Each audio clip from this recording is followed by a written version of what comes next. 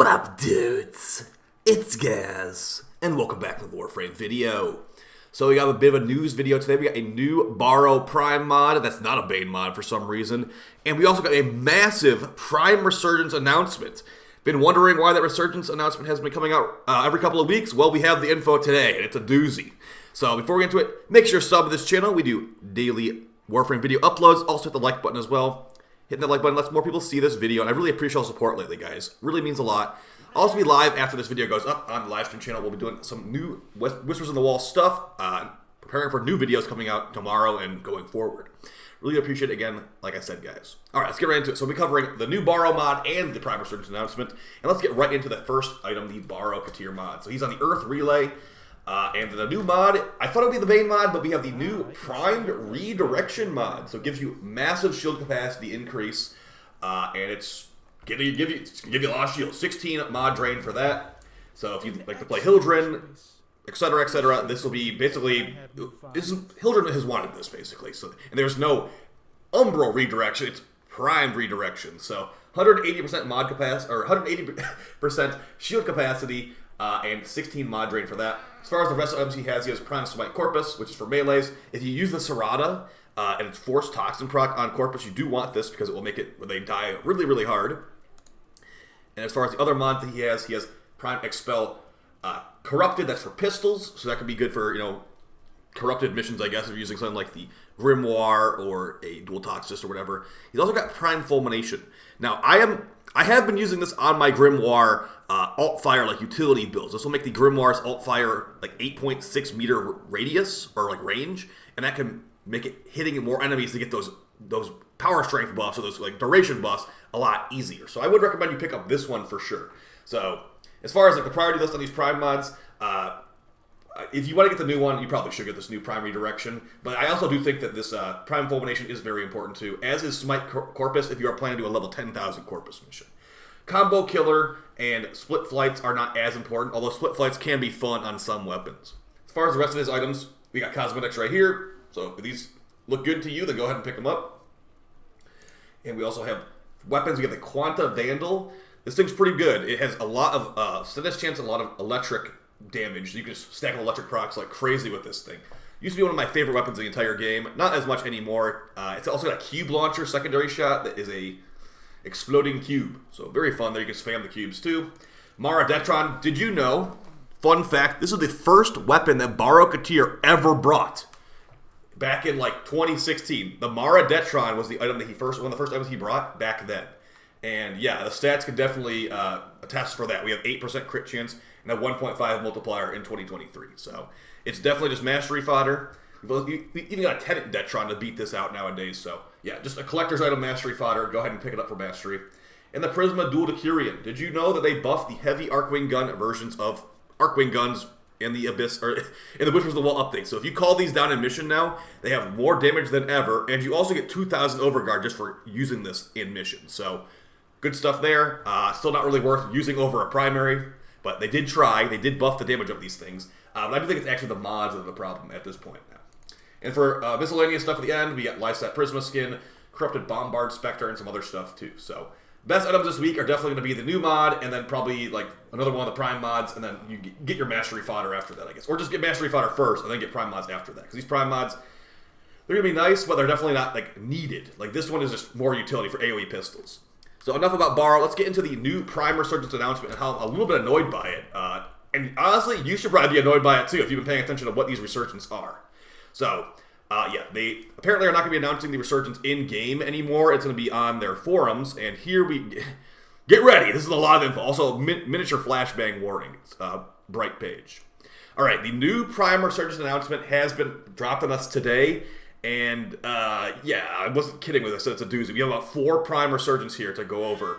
And it's all starting on the 21st of December. So first rotation starting December 21st at 2 p.m. ET and going until January 4th at 2 p.m. ET. We have Mesa Prime, Hydroid Prime, Ivara Prime, and Oberon Prime. So yeah, 4 Prime Resurgence will be active from December 21st until January 4th. Reminder too that the Mag and Frost Resurgence like unvaulting thing is going until the 31st as well. So we're going to have 6 primes in the Resurgence UI until January 31st. Then we'll have 4 of them until January 4th. So yeah, that means Hydroid Prime will be unvaulted on the 21st, guys. If you need your Hydroid Prime, you can probably just not buy over 150 plat anymore. Just wait until he becomes like 60 or 70 plat for Hydroid Prime Resurgence on December 21st. Additionally, the weapons of these frames, Mesa Prime's got the Akjagara Prime and the Redeemer Prime. Hydroid Prime has the Ballistica Prime and the Nami Skyla Prime. Nami Skyla Prime is really good. Ivara Prime has the Baza Prime and the Axamati Prime, I believe it was, and those are good. Oh, actually, the Axamati Prime is better than the Baza Prime to me. And Oberon Prime, I believe he has the Sylvan Aegis Prime, and it's not the Tigris Prime. If you guys can remember what Oberon Prime's other signature weapon was, that's not the Sylvan Aegis Prime, let me know in the comments down below. But whatever it is, it's not something that's really groundbreaking. So yeah, don't expect those Prime accesses to be really pogging off. The main ones there will be Mesa and Hydroid. But moving on to the next rotation, so this is after starting on January 4th at 2 p.m. and going until January 18th. So you got 2 weeks on this one. You got Volt Prime, Loki Prime, Nova Prime, and Trinity Prime. You might be noticing here, we're not seeing anything involving Saren Prime and the Glaive, or Ember Prime and the Glaive. But yeah, the next one after that is going to be Volt Prime with the Odinana Prime, Loki Prime with the Bow Prime, and Nova Prime with the Soma Prime, I believe it was, and the Vasto Prime, and then Trinity Prime with the dual Kamas Prime and the Dog Collar Prime Kubrau thing. So yeah, that one's pretty good. The best one on there is probably going to be, like Nova and Volt, I guess. Now, Volt's Prime Access does not really have the best accessories from what I remember. Those accessories were used on other Prime Accesses, the Edo Prime, so the only reason I say they're not good is because they're just more available. They're in more Prime Accesses than just Volt. But yeah, you can also get Volt Relics from Borrow. Don't forget that when Borrow does bring them. But yeah, that's going to be going for 2 weeks. Then after that, starting on January 18th, like the second the Volt Prime Access one ends, we got Saren Prime, Valkyr Prime, Atlas Prime, and Vauban Prime. So yeah, Saren Prime will be unvaulted on January 18th, guys. And that will be with the Nikana Prime from Saren. That will be with the Valkyr Prime having the Venka Prime and the Cernos Prime. Reminder, Valkyr Prime is permanently farmable in-game, guys. If you've been wondering where Valkyr Prime relics come from, they come from Void Storms, actually. So you could go farm Valkyr right now in-game, no Resurgence required.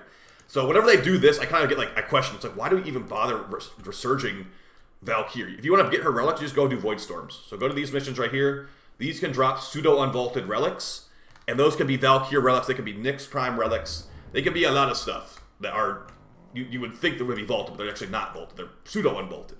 So, yeah, maybe don't buy the Valkyr one because you can just easily get that, but maybe you want the accessories. But moving on, Vauban Prime is pretty rare, so that could be a good one too.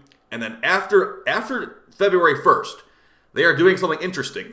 It's called the Last Chance Rotation. So all of that stuff, all 16 of those, or all 12 of those frames right there that we just talked about and their weapons, those will all be available on February 1st until February 15th. But in addition, they're also going to have Rhino and Nyx for like the 6th time they've Resurgence these guys. There will be a total of 14 frames in Resurgence between February 1st and February 15th at 2 p.m. ET.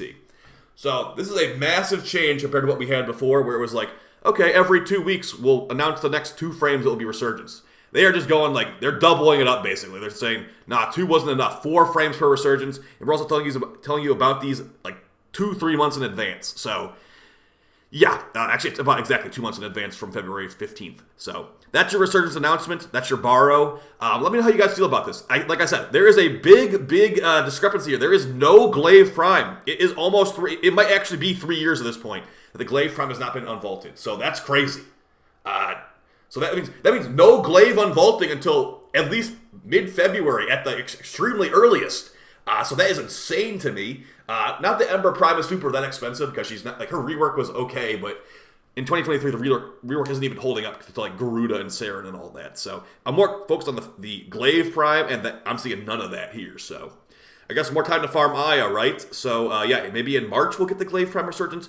But quit asking and thinking about it, I suppose, because DE has no intention of unvaulting it anytime soon. You have to wait until at least March to even be thinking about that anymore. So they probably deserve to be told, like, hey, DE, where's this Glaive at? I need an actual, like, I need a response here, because it is actually seeming like it's intentional at this point that we're going on nearly 3 years with no new Glaive relics being made. It's crazy to me. It really is. So I will see you guys in stream very soon. I'll see you on a video tomorrow with another new farming video and all that. And then we'll have the weekly reset on Sunday, guys. I really appreciate all the support. Sorry to be the bearer of bad news, I guess. Maybe it's good news if you want hydroid, because hydroid's going to be here next week. But yeah, if you want the glaive, it's very bad news, because you'll be waiting for who knows how long. And you've already been waiting for a while. So, alright guys, see you next time. Appreciate all the support. Take it easy. Bye.